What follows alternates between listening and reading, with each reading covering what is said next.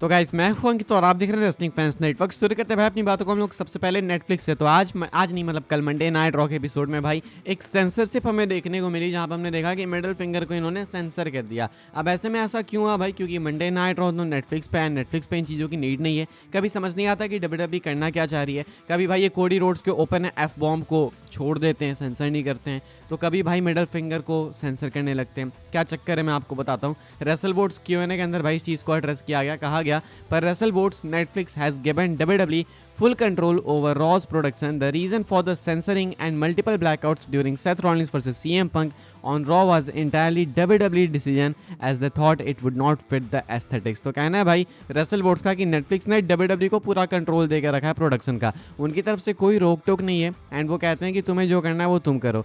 यहाँ पे रीज़न ये है सेंसरिंग का एंड ये इतने सारे जो ब्लैकआउट्स थे उसके पीछे का, वो ये कि WWE को लगता है कि ये सही नहीं है, WWE का ये डिसीजन था एंड WWE को लगा कि ये एस्थेटिक के साथ मैच नहीं करेगा। पता नहीं ये किस एस्थेटिक को मैच करने की कोशिश कर रहे हैं, लेकिन जो सबसे लॉजिकल आंसर है इस चीज़ का वो ये है भाई कि जो बाकी ब्रांड्स है जो इनके साथ मिलकर काम करती है, शायद उसके लिए WWE ने सेंसरशिप वगैरह डाली या फिर ब्लैकआउट्स डाले। एंड कभी कभी जो ये ऐसे छोड़ देते हैं, लाइक कोडी ने बोला rock go F your self, वो जो एफ बॉम्ब था, ये चीज़ें ये जानबूझ के कभी कभी छोड़ देते हैं बिकॉज वो स्पेशल मोमेंट्स होते हैं, बहुत बड़े मोमेंट्स होते हैं, तो उसके साथ ये मैसअप नहीं कर सकते हैं। फिलहाल नेटफ्लिक्स की तरफ से फुल छूट है, ऐसा नहीं कि भाई नेटफ्लिक्स ने रोक दिया, नेटफ्लिक्स की तरफ से कोई रोक टोक नहीं, क्यों ही होगी भाई, ऑब्वियस सी बात है। लेकिन WWE को जब इन्होंने दे दी छूट कि आपको जो करना है करो, तो WWE वाले सेंसर कर रहे हैं बिकॉज बाकी जो अलग इनके स्पॉन्सर्स हैं उनके लिए दिक्कत हो जाएगी अगर ये नहीं करेंगे तो, बिकॉज वो एक अलग ऑडियंस को केटर करते हैं एंड WWE वाले ये सब करके अपने उन स्पॉन्सर्स को लूज़ नहीं करना चाहेंगे। तो ये चक्कर है भाई। तो कभी भी आपको अगर नेटफ्लिक्स के ऊपर सेंसरशिप मिले तो ये मत बोलना कि नेटफ्लिक्स कर रही है, वो WWE कर रही है। नेटफ्लिक्स ने WWE को बोल कर रखा है कि आप ही प्रोड्यूस करो, जैसे करना है, हमारी तरफ से कोई रोक टोक नहीं है। आगे बढ़ते हैं गाइस, हम लोग बात करते हैं आस्का के बारे में। तो भाई आस्का के ऊपर अपडेट है, आस्का अभी भी इंजर्ड है एंड लगता है कि आस्का अभी आसपास भी नहीं है WWE रिटर्न के। अभी क्या है आस्का को लेकर नई अपडेट, वो मैं आपको बता दूं।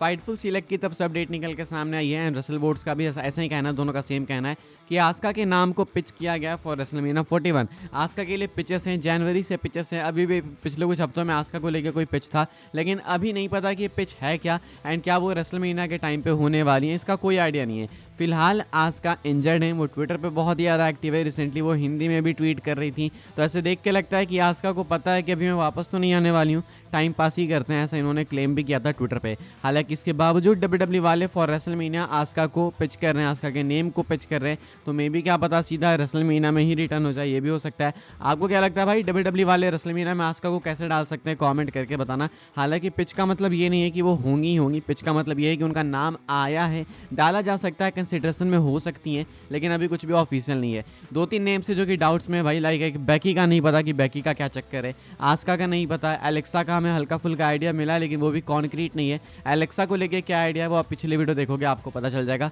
फिलहाल ये कुछ है आस्का को लेके अपडेट। आगे बढ़ते हैं गाइस, हम लोग बात करते हैं अगली स्टोरी के बारे में, जो कि शिंसुके नाकामुरा को लेके, शिंसुके नाकामुरा के कॉन्ट्रैक्ट को लेके अपडेट है। शिंसुके नाकामुरा को लेके क्या रूमर्स है भाई? फिलहाल हमने सुना कि शिंसुके नाकामुरा WWE से चले जाएंगे, WWE रिलीज वगैरह करेगी नेक्स्ट वेव में, तो नाकामुरा भी शामिल होंगे। हालांकि वो नेक्स्ट वेव अभी आ चुका है, कुछ बैकस्टेज एम्प्लॉयज अभी रिलीज किए गए, नाकामुरा का इसमें नाम नहीं है। नाकामुरा होपफुली रिलीज ना हो, यानी तो कहा जा रहा है कि जब इनकी डील एंड होगी तो ये WWE लीव कर देंगे। क्या सही में ऐसा होने वाला है? रसल वोट्स Q&A में भाई इस चीज़ को आंसर करा गया एंड रसल वोट्स का कहना था कि ऐसा कुछ नहीं है। फिलहाल इन्होंने ऐसा कुछ नहीं सुना है कि नाकामुरा WWE लीव करने वाले हैं या फिर WWE सोच रही है कि नाकामुरा को कंपनी से निकालेंगे। सेम बिल एप्टर ने भी बोला एंड अभी कल ये सेम बात बोली थी भाई फाइटफुल वालों ने भी। फाइटफुल का भी कहना था कि ऑनलाइन स्पेकुलेशन है, बस ये नाकामुरा WWE के अंदर ही रहने वाले हैं एंड जितना इनको मालूम है WWE ने ऐसा कुछ डिस्कस नहीं किया है। हालांकि नाकामुरा WWE के अंदर रह के भी नहीं रहने के ही बराबर है, नाकामुरा भाई कुछ खास कर नहीं पाते हैं। अब मैं ये भी नहीं बोलूँगा कि WWE पुश नहीं कर रही है, टाइटल दी थी WWE ने, उसके बाद भी टाइटल फील हुई नहीं, नाकामुरा को फुल रीब्रांड करके आए थे भाई। अब यहाँ से नाकामुरा को रिवाइव नहीं कर सकते, नाकामुरा के लिए थीम चेंज हुआ था, नाकामुरा का लुक चेंज हुआ था, नाकामुरा खतरनाक दिख रहे थे, ट्रिपल एच खुद प्रोड्यूस कर रहे थे नाकामुरा को, लेकिन इसके बावजूद भी कोई खास अंतर आज के डेट में हमें देखने को नहीं मिल रहा है, तो ये कंसर्निंग है। हालांकि स्टिल वो सेफ है, but this is concerning and दिक्कत है नाकामुरा के लिए एंड शिंसुके नाकामुरा के फैंस के लिए। आगे बढ़ते हैं गाइस, हम लोग बात करते हैं अगली स्टोरी के बारे में, जो कि टिफनी स्ट्रैटन एंड सार्लेट को लेके। मैं भूल भी गया था भाई कि इनका मैच भी कंफर्म है रेसलमेनिया 41 के लिए, मैंने काउंट भी नहीं किया था एक दिन जब मैं काउंट करा था रेसलमेनिया के मैचेस। तो फिलहाल काफ़ी सारे मैचेस ऑफिशियल होते हुए दिख रहे हैं, कुछ हो चुके हैं, कुछ होने वाले हैं एंड एक हो चुका है मैच अपना, वो है सार्लेट एंड टिफनी का मैच, बिल्कुल ऑफिशियल।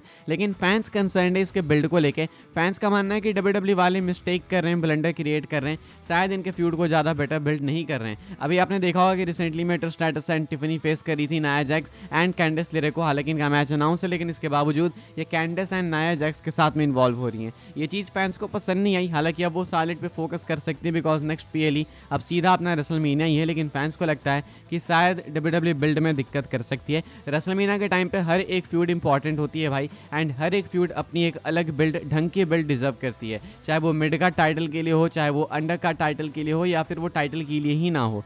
डिजर्व तो डेफिनेटली करती है हर एक फ्यूड बिल्ड। अभी फिलहाल देख के लगता नहीं कि डब्ल्यूडब्ल्यू कुछ बहुत खास कर रही है सार्लेट एंड टिफनी के साथ में, लेकिन होप्स है कि डब्ल्यूडब्ल्यू वाले में भी कुछ खास कर सकते हैं, एंड मे भी हो सकता है कि इस फ्यूड को भी डब्ल्यूडब्ल्यू इंपॉर्टेंट बनाए बिकॉज फिलहाल ये वाली फ्यूड इंपॉर्टेंट दिख नहीं रही है। अभी अगर कुछ इंपॉर्टेंट दिख रहा तो वो सीना एंड कोडी का मैच, रोमन पंक रॉलिंस का मैच, जे उसो गुंथर भी उतना ज़्यादा इंपॉर्टेंट नहीं दिख रहा है फिलहाल, एंड रिया रिप्ली इयो स्काई बियांका के लिए ठीक बिल्ड चल रही है। तो यहाँ पे डब्ल्यूडब्ल्यू सही कर रही है, लेकिन अगर हम लोग सार्लेट एंड टिफनी वाले जोन में जाएंगे तो वहाँ पे बहुत मैसिव ब्लंडर है, इसमें कोई डाउट नहीं है। तो ये कुछ अपडेट है भाई सार्लेट एंड टिफनी स्ट्रैटन के रेसलमेनिया मैच को लेकर। फैंस को लगता है कि प्रॉब्लम्स हैं एंड डब्ल्यूडब्ल्यू को इसको जल्दी से फिक्स करना चाहिए। आगे बढ़ते हैं गाइस, हम लोग बात करते हैं अपनी आखिरी स्टोरी के बारे में, जो कि रेसलमेनिया 41 नाइट 1 एंड नाइट 2 के मेन इवेंट को लेके। रेसलमेनिया 41 काफी करीब आ चुका है, नाइट 1 का मेन इवेंट क्या होगा अभी तक कंफर्म नहीं है। नाइट 2 का काफी ऑब्वियस है, हम सबको मालूम है कि जॉन सीना हील बन चुके हैं, कोडी रोड्स अपने अनडिस्प्यूटेड चैंपियन है, एंड पूरे सिस्टम के अंदर रॉक भी इन्वॉल्व हैं। तो डेफिनेटली यही वाला मैच नाइट 2 का मेन इवेंट होने वाला है।